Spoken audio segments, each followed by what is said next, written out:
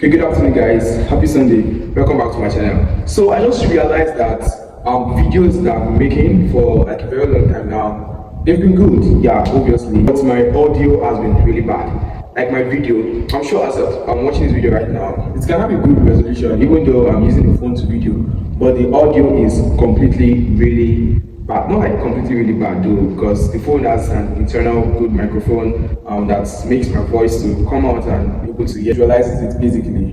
But it's I don't use the microphone. So when you're using the microphone, it adds this very tense kind of voice, and the audio, the bars, the bass, it comes out very well. But since I don't use the microphone, I realized that my audio is not compared to other videos of some YouTubers and even you low YouTubers like me. So I discovered that there's a way I can make a video, and then even if I don't have a microphone, I can make the audio, the bass, and everything come out very well. I realized that I can use wired earpiece to make a video, and the audio is going to come out well.